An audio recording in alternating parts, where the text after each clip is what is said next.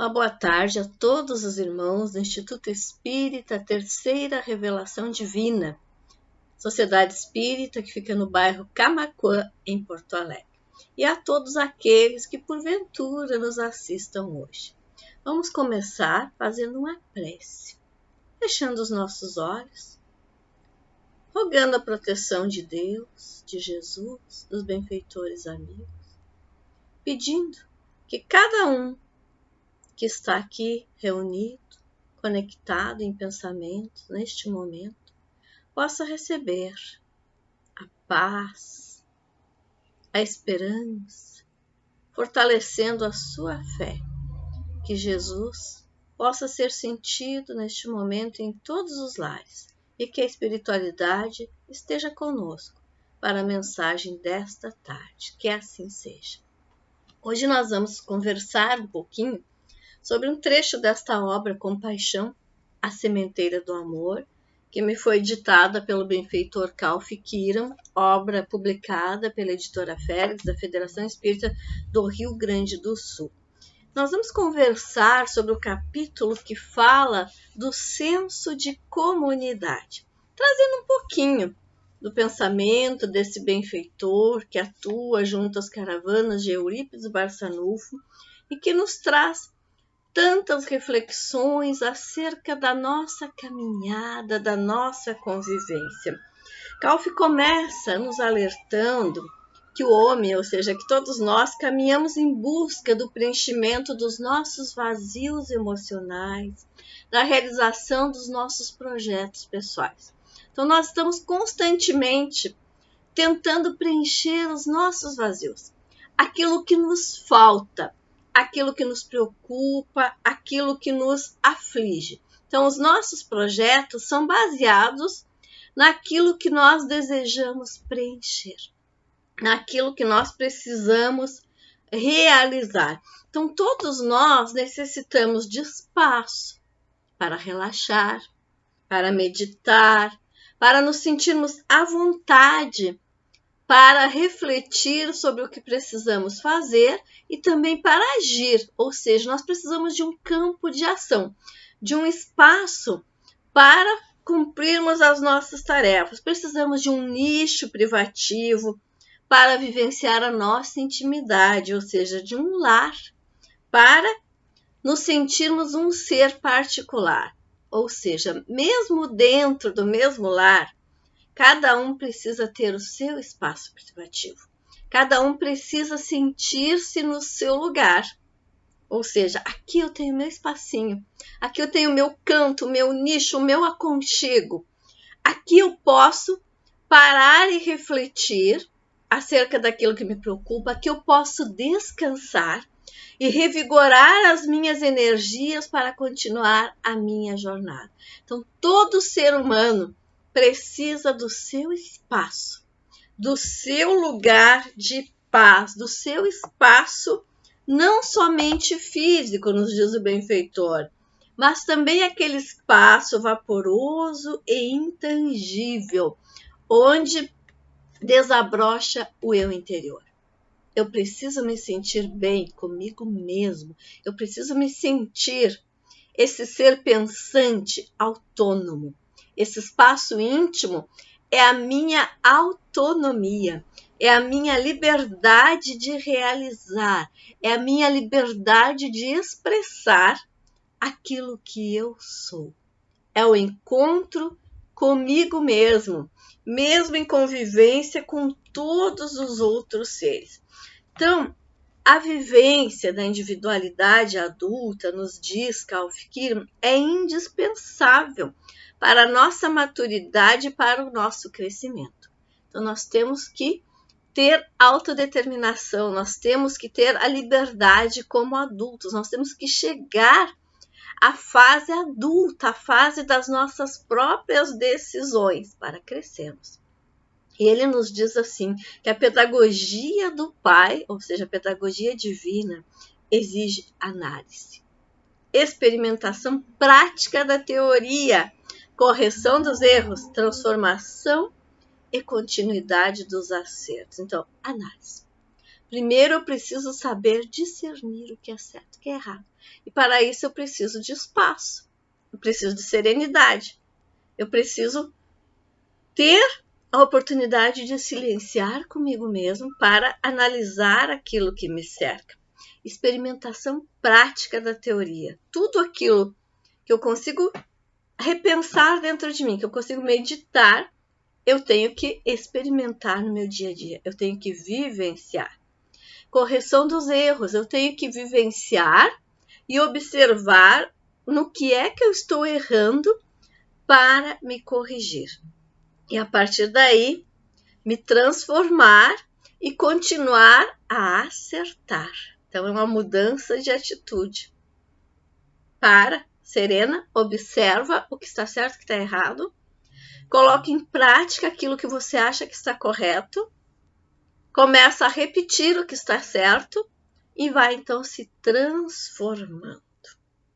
Então, tudo isso, todas essas escolhas, mesmo que particulares, vão refletir na comunidade. Toda a minha forma de agir, tudo que eu escolher ser, vai refletir na comunidade. Começa refletindo em casa, nas associações, no trabalho, em todos os agrupamentos mais próximos, vai se refletindo. Então, é preciso ter a consciência de que, em que pese eu seja uma individualidade, eu vivo em comunidade. Então, o bom semeador, meus irmãos, não cuida tão somente da sua horta, pessoal. Não adianta o meu jardim, a minha horta estar florida, verdejante, se ao lado os outros não têm as mesmas flores. Se no terreno do vizinho eu jogo meu lixo. Então, nós vivemos todos conectados. A evolução começa, sim, pelas decisões pessoais, mas ocorre lá no convívio comunitário. Se concretiza lá nas minhas relações comunitárias, principalmente pela prática do respeito. E o respeito é algo que nós gostamos de exigir em relação a nós. Todos querem ser respeitados, mas nem todos respeitam. Há muitas pessoas que querem que a sua opinião seja ouvida, mas não ouvem a opinião alheia. E que quando a sua vontade não é satisfeita, ficam magoadas, ficam ofensivas. Então, nos diz o benfeitor, conviver é uma arte que os homens estão aprendendo. Nós estamos aprendendo há milênios e milênios. E ainda não terminamos o nosso aprendizado. E é por isso que nós sofremos e fazemos sofrer. É por isso que nós nos desentendemos. Geramos inimizades. Então, tivessem os homens, nos diz Calvo, compreendido plenamente as lições de convivência, não haveria mais discussões, desentendimentos, agressões, rancores, cobiças, disputas, violência, guerras, entre tantas outras mazelas que fazem as almas gemerem e os corpos sangrarem. Sim, porque existe a violência moral e a violência física ainda, a que faz os corpos sangrarem, a que tira a vida. Então, temos muito ainda que aprender a conviver em comunidade. E prossegue o benfeitor nos dizendo, para conviver em paz, desenvolvamos o senso de comunidade e compreendamos que todas as escolhas devem ser respeitadas. Todas as escolhas, a escolha individual, eu posso opinar, mas eu tenho que respeitar a escolha individual. Nas escolhas dos agrupamentos, eu posso opinar, mas eu tenho que respeitar a escolha daquele grupo. Nem sempre a nossa opinião vai ser atendida. Ela pode ser ouvida, mas nem sempre a nossa vontade pode ser satisfeita.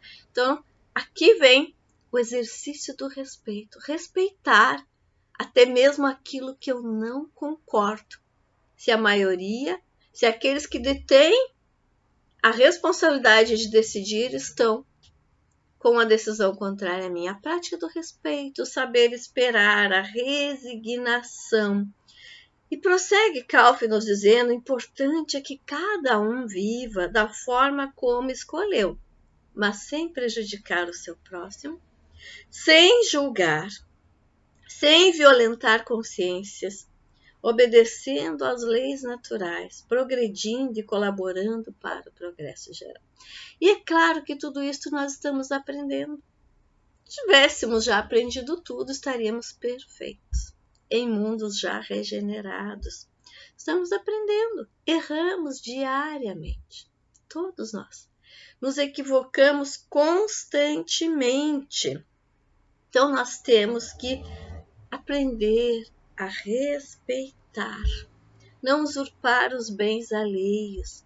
Cada um deve proteger a sua lavra, a do vizinho próximo e a do mais adiante. Mas também devem ser protegidos os caminhos que mantêm todas elas interligadas.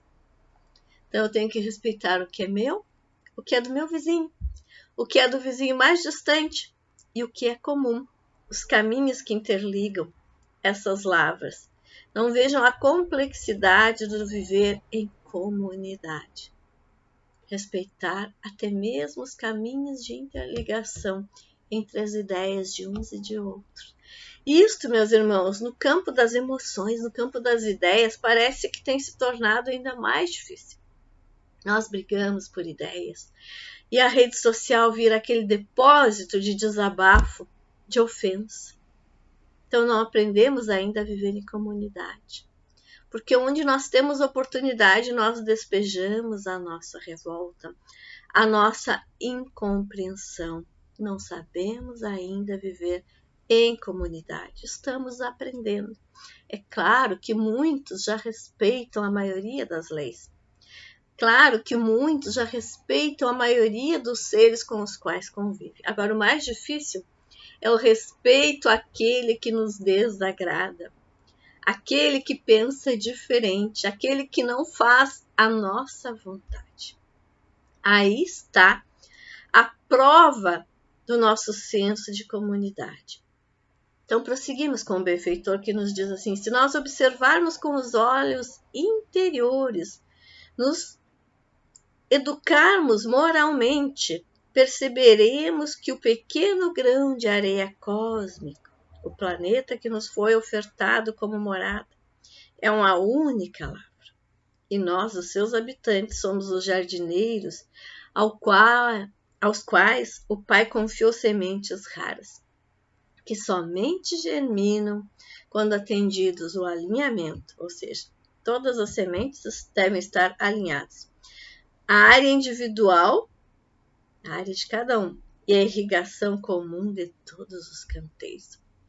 Ou seja, todos nós temos uma particularidade que deve estar alinhada com as leis de convivência comum e que devem ser irrigadas da mesma forma que todas as outras lavras individuais, ou seja, a bondade de Deus é para todos. O respeito deve ser exercitado em relação a todos.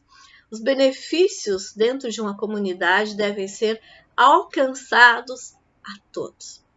É dessa irrigação que nós falamos. A lei natural deve ser aplicada a todos, aos que a compreendem e aos que não a compreendem, aos que a aceitam e aos que ainda não a aceitam, aos que a aprenderam e aqueles que ainda estão tentando aprender. Então, entre tantas situações, nos descalços, que atrapalham as relações humanas, que impedem o desenvolvimento do senso de comunidade planetária, temos que mencionar as divergências de castas, tanto nos lugares em que elas são definidas formalmente, quanto naqueles onde existem de forma comportamental, disfarçadas na hipocrisia das relações. Então, nós vivemos em castas, embora não tão nitidamente como em tempos mais antigos, mas nós nos separamos por crença, por profissão, por ideias, por sentimentos, por formas de compreensão da vida.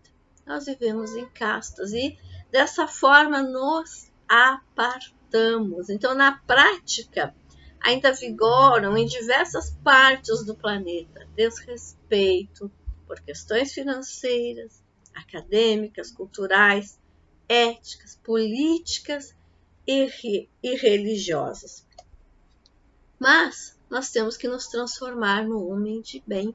E o homem de bem, nos diz Calf Kiran, é aquele que não justifica as suas evasivas nas fraquezas dos sofredores, mas em todos os chamamentos que recebe.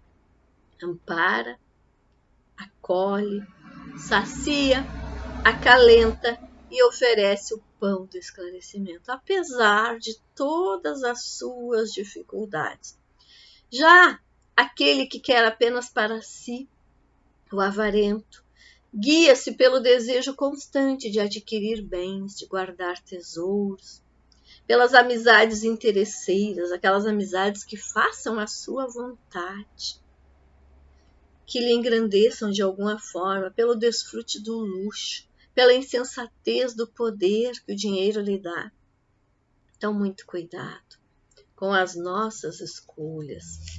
A divisão social é causada também por diferenças culturais, porque alguns se apegam aos seus hábitos e costumes como se fossem os únicos corretos. Mas cada um vive de uma maneira diferente, nós temos que respeitar. Cada povo tem as suas crenças, os seus hábitos. Então, respeitemos a religião alheia, respeitemos a profissão, respeitemos a individualidade, a forma de viver, respeitemos os pensamentos, as ideias. Respeitar não significa acatar, não significa fazer a mesma coisa, significa não julgar, não utilizar a maledicência para falar mal da forma do outro viver. Então, o desrespeito, os descalços, as convicções políticas, religiosas, o ataque à ética das instituições, o aniquilamento da educação básica familiar, a desvalorização dos processos pedagógicos de transmissão do conhecimento, o menosprezo à moral cristã, são tentativas de desmantelamento dos valores sociais e do rompimento comunitário. Quando nós rompemos com a convivência comunitária, com esse respeito, nós entramos numa caminhada de egoísmo, de orgulho, de devassidão moral. E sofremos mais. E muitas vezes nos perdemos. Então nós temos que exercitar aquela máxima, é dando que se recebe. Começando pelo respeito. É dando respeito que se recebe respeito. Todos que habitam o nosso planeta estão conectados, estão no mesmo projeto de regeneração. Nenhum de nós é perfeito. Todos nós erramos. Todos nós temos que perdoar. Todos nós estamos permanentemente recomeçando. Então estamos, na verdade, em níveis de evolução semelhantes. Nenhum é muito melhor do que o outro, não. Apenas temos vivências diferentes, caminhadas individuais, e devemos colaborar mutuamente para o crescimento uns dos outros. Com efeito, nos diz Calf, neste planeta, os problemas sociais que atingem os habitantes, ou seja, todos nós, em que pese pareçam particulares, afetam sempre, de alguma forma, a todos. Se há fome, quem possui fartura de alimentos deverá compartilhar. Assim determina o dever de caridade. Nada nos é dado para benefício exclusivo. A máxima é dando que se recebe da prece elevada ao Pai por Francisco de Assis possui profunda sabedoria. Porque tudo que é compartilhado, meus irmãos, se perpetua na sublimidade e se multiplica nos descalços em bênçãos de paz e serenidade, na proporção da compaixão impressa no ato de doação. Não poucas vezes, o que auxiliamos agora, nos diz o benfeitor, é o mesmo que nós ludibriamos outrora. constituindo-se o momento presente em mero ajustamento, vejam bem, e não em acréscimo de méritos, como muitas vezes pensamos. Então, às vezes, nós praticamos uma boa ação e nos achamos o máximo, e nos achamos bons e caridosos. E, na verdade, estamos apenas devolvendo aquilo que nós retiramos de alguém no passado. Ou seja, ainda não há acréscimo, ainda não há o mérito de acrescentar algo, apenas o mérito de estar devolvendo o que nós retiramos. Estamos apenas chegando a uma posição de equilíbrio. E ainda nos faltará, então, praticar aquela caridade que nós não devemos, mas que nós estamos aprendendo a exercitar de livre e espontânea vontade em decorrência do crescimento moral. E essa é a que nos fará efetivamente evoluir para um tempo de regeneração, para o exercício verdadeiro da compaixão, ou seja, praticar a caridade por decisão pessoal sem estar devendo mais nada. Praticar a caridade por ter desenvolvido dentro de nós a bondade. Então, meus irmãos, precisamos prosseguir, mas, como nos diz o benfeitor, nem os mais elevados podem sozinhos modificar o mundo, em que pese e ilumine muitos vales do sofrimento. É indispensável que haja comunhão de forças e interesses, a busca do progresso como objetivo comum.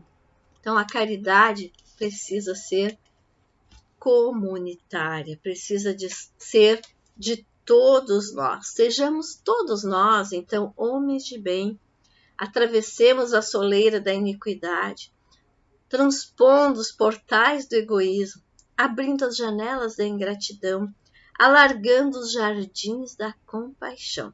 Porque para viver em comunidade é fundamental que cada casa individual possua os pilares da bondade. Então, nos tornemos efetivamente bons. Primeiro, pagando os nossos débitos, resgatando os nossos erros, mas a partir daí fazendo em acréscimo, praticando constantemente a bondade.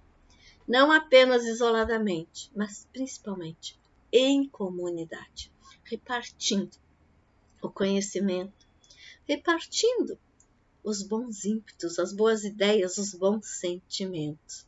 E assim aprenderemos a ser bons em grupos, para que isto tenha um efeito cada vez maior.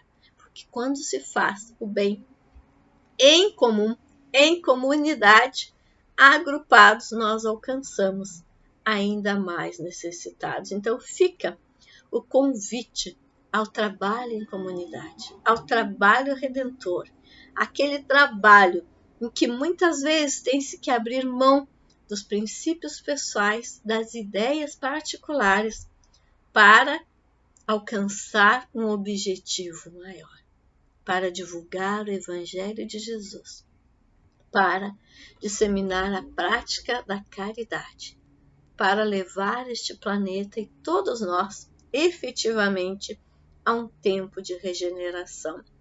Que Jesus possa estar neste momento nos nossos lares, nos nossos corações, nos intuindo para a prática do bem e nos encaminhando para a verdadeira felicidade, que é aquela em que encontramos um sentido em todas as dificuldades e aprendemos a fazer o bem acima de tudo, utilizando a nossa energia criativa para a evolução do nosso mundo e de todos aqueles que o habitam. Que assim seja. Muita paz.